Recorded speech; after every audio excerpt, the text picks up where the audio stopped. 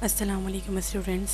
Once again, welcome to our online class from Rise and Shine School. I am your English teacher Mahavesh Imran. Topic Nicobobinus, Class 6, Week 9. Students, हम लोगों ने अब तक जो है वो निकोबोबिनस के बारे में ऑलमोस्ट अपना लेसन कंप्लीट कर लिया है। ये हमारे लास्ट पैराग्राफ्स हैं, तो हम इन्हें अब शुरू करते हैं। Stop, sir, he called out, but the footsteps keep on coming down. Aha, I have got you now, cried the man, and I shall beat every bone in your body until it is black and. रुक जाएं sir, निकोबोबिनस जो है वो बोलता है, लेकिन फिर भी उसको कदमों की आवाज़ आ रही होती है और आदमी जो है वो आदमी है वो चिल्लाता है, आहा, मैंने तुम्हें देख लिया, यानी कि मैंने तुम्हें पकड़ लिया और अब मैं तुम्हारे जो है ना वो हड्डियों को इस तरीके से कर दूंगा, मैं तुम्हारी हड्डियों को मार मार के उन्हें ब्लैक, और इसके बाद आवाज़ नहीं आती, यानी कि एकदम से खामोशी हो जाती है। Nicobominus supposed the man was going to say blue, but in fact the next word he uttered sound more like it was not a word with which Nicobominus was at all familiar, but he understood its meaning perfectly and moved smartly out of the way. वो आदमी बोल रहा होता है कि अब मैंने तुम्हें पकड़ लिया और अब मैं तुम्हारी हड्डियों को इतना मारूंगा कि वो ब्लैक, उसके बाद सब खामोश हो जाता है और निकोबोमिनस को लगता है कि वो शायद ब्लू बोलने वाला है कि मैं तुम्हारी हड्डियों को नीला कर दूंगा। लेकिन थोड़ी ही देर में जो है वो निकोबोमिनस को एक बहुत अजीब सी आवाज़ आती है और वो उस आवाज़ से, यानी कि वो उस अल्फाज से फेमिलियर नहीं होता, लेकिन वो अच्छे तरीके से समझ जाता है कि ये आवाज़ किस तरीके की है, क्योंकि और वो आगे जो है मूव करना शुरू कर देता है। Crash, are you all right, he asked. There were silence, और वो आवाज़ लगाता है कि क्या आप ठीक हैं, लेकिन सब खामोशी होती है। Nicobobinus felt him way back in the pitch dark until his hand touched and man leather jerkin. ये जो जैकिन मीन्स होता है कोट, यानी कि एक चमड़े का लेदर का कोट जो कि सैंडोज होता है, इसकी स्लीव्स नहीं होती हैं।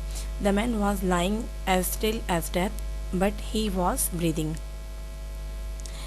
निकोबोमिनस जो है ना वो अपने हाथों को टटोलता है और डार्क पिच पे, यानी कि गहरी, यानी कि जो बिल्कुल तह वाली ज़मीन होती है वहाँ पे हाथ लगा के चेक करता है, और जब तक उसे चेक करता है जब तक उस आदमी से उसका हाथ नहीं टकरा जाता, उसकी जैकेट से उसका हाथ नहीं टकरा जाता, और वो और उसको महसूस होता है कि वो आदमी इस तरीके से ज़मीन पे लेटा हुआ है जिस तरीके से वो, यानी कि वो मर चुका है, लेकिन उसकी सांसें चल रही हैं। अब हम आगे पढ़ते हैं।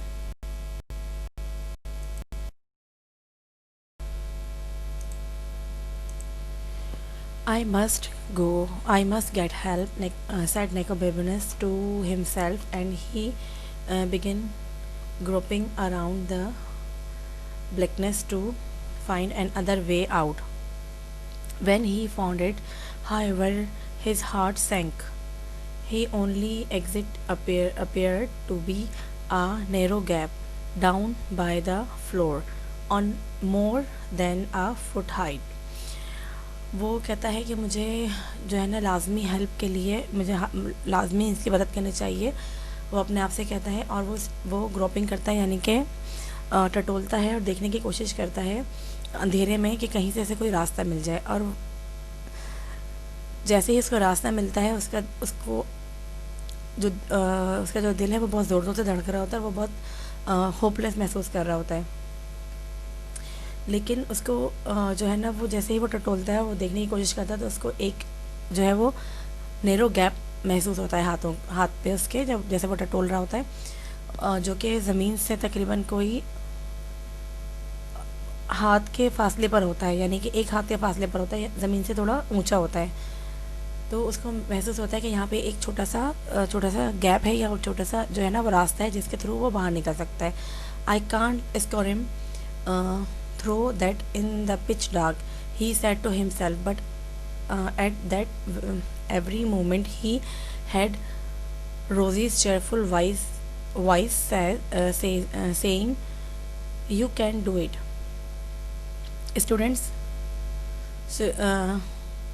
सेक्योरम मीन्स होता है रगड़ रगड़ के निकलना. तो ये कहता है आई कांट सेक्योरम, मैं रगड़ रगड़ के भी निकलने की कोशिश करूँ तो मैं इस मैं इस पिच डार्क में से नहीं निकल सकता. यानी कि वो जो वो देखता है कि वो ज़मीन से एक हाथ के फासले पे जो छोटा सा गैप होता है, मैं वहाँ से निकलने की कोशिश करूँ तो अभी मैं नहीं निकल सकता. लेकिन इसी वक्त जो है ना उसके कानों में रोज़ी की बहुत चेयरफुल आवाज़ आती है कि तुम कर सकते हो. Nicobobinus spin around and there to his immense surprise was nothing, no Rosie, no anybody.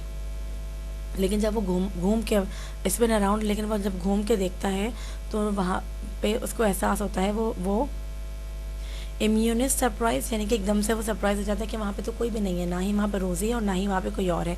But I don't know if I leads everywhere, he said to the voice in his head, and it's such a tight squeeze I might get stuck.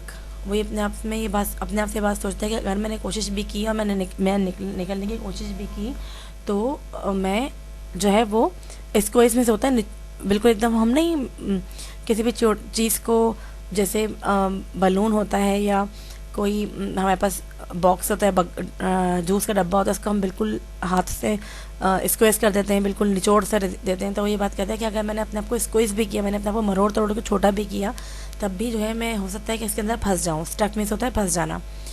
He didn't hear Rosie's voice again, but he knew what I would have said, and that was how he found himself wriggling means रगड़ना, down a narrow passage of stone in the pitch black. He squirmed and he wriggled there in the black for a long time, and the tunnel got narrow. The tunnel जो था, जो whole था वो बहुत छोटा था. until he could hardly inch along. अच्छा जी, अब हम यहाँ से इसके पैराग्राफ की ट्रांसलेशन करते हैं कि अब उसको दोबारा फिर जो है वो रोज़ी की आवाज़ नहीं आती है, लेकिन वो अपने आप से ये बात कहता है कि मुझे यहाँ से रगड़ रगड़ के या अपने आप को जो है वो थोड़ा सा खिसका के जो है निकलना पड़ेगा. और क्योंकि ये जो होल है, जो टनल है, वो काफ़ी छोटा है, लेकिन फिर भी इसमें से मैं निकल जाऊंगा क्योंकि वो बिल्कुल अंधेरे तहखाने में होता है. वो अपने आप को रगड़ रगड़ के, स्क्वरम मीन्स होता है रगड़ रगड़ के, घसीट के अपने आप को निकालने की कोशिश करता है. वो काफ़ी देर तक कोशिश करता रहता है, लेकिन वो बिल्कुल इंच टू इंच आगे बढ़ रहा होता है, यानी कि बहुत हल्का सा आगे बढ़ रहा होता है. I am going back, he said himself, but he didn't. He just kept wriggling and squirming until suddenly he found he could stand up. He took a piece forward and immediately fell over stone steps lead up. वो अपने आप में सोच रहा होता है कि अगर अब मैं थोड़ा सा आगे नहीं बढ़ सका तो मैं पीछे चला जाऊँगा वापस, अब मैं वापस नहीं बढ़ सका तो पीछे चले जाऊँगा. लेकिन फिर भी उसके अंदर उम्मीद होती है कि चलो एक दफ़ा अभी थोड़ा सा और सही. ऐसे करते करते जो है वो अपने आप को मरोड़ तरोड़ के रगड़ के आगे की तरफ बढ़ता रहता है. लेकिन अचानक उसको लगता है कि अब वो जिस तरीके से वो उस होल में से, जो कि बिल्कुल ज़मीन से एक हाथ के फासले पे ऊंचा था, वहाँ से वो निकल के खड़ा हो चुका है. और आगे जैसे ही वो अपना कदम बढ़ाता है तो उसको ऐसा महसूस होता है कि जैसे ऊपर जाने के लिए सीढ़ियाँ हैं. Oh, he said, although what he really meant was thank goodness. उसको एकदम से महसूस होता है, ओह ये क्या, मैं खड़ा हो गया, मैं आगे बढ़ रहा हूँ. इसका मतलब है कि वो हैरान होता है और वो शुक्र अदा करता है कि थैंक गॉड कि मैं इस टनल से निकल आया और मैं इस तरीके से अब आगे बढ़ सकता हूँ. He began to climb and he was still climbing some minutes later. वो ऊपर की तरफ सीढ़ियों पर चढ़ता जाता है और वो कुछ मिनट्स तक ऊपर चढ़ता ही रहता है सीढ़ियों पे. I must be a tower, it must be a tower, but thought, or the ground house in Venus. But at that very moment, he saw a crack of light. He stretched out his hand and found himself touching a catch that clicked softly in the dark. A panel suddenly slid open and Nicobobanus stepped through into the most amazing room he had ever seen. वो जो है वो उसको ऐसा लगता है कि शायद ये टावर है या शायद ये गार्डन वाला घर है वीनस में, जिस गार्डन में वो गिरा था और जंप करके उस तहखाने में आया है. लेकिन उसी वक्त जो है ना वो देखता है बिल्कुल लाइट का एक वो होता है ना, जैसे सुराख में से एक लाइट पार हो रही होती है, तो वो इस तरीके से लाइट को महसूस करता है और वो अपने हाथ को आगे बढ़ा के उस लाइट को देखता है कि वो कहाँ से किस जगह से या किस होल से वो लाइट आ रही है. तो वो उस जगह पे टच करता है तो एकदम से क्लिक होता है और कोई चीज़ बहुत ज़्यादा सॉफ्टली खुलती है, यानी कि ऐसा लगता है जैसे कोई लॉक है या कोई चीज़ है जो कि खुल गई है. और अचानक से जब वो उसको स्लाइडली ओपन करता है तो वो दरवाज़ा खुल जाता है, बिल्कुल उसी तरीके का दरवाज़ा जिस तरीके से वो तहखाने में अंदर आता है. और वो दाखिल होता है एक बहुत ही खूबसूरत से रूम में जो जैसे उसने कभी पहले नहीं देखा होता. स्टूडेंट, हमारी स्टोरी यहीं पे ही फिनिश होती है. इस स्टोरी का एंड हमारे जो है वो लेसन में नहीं है. ये एक नॉवेल है जो कि टेरी जॉन्स ने लिखा था. और अगर आप इस नॉवेल का एंड जानना चाहते हैं या अपने इस स्टोरी का एंड जानना चाहते हैं तो इसके लिए आपको अपना नॉ पड़ेगा.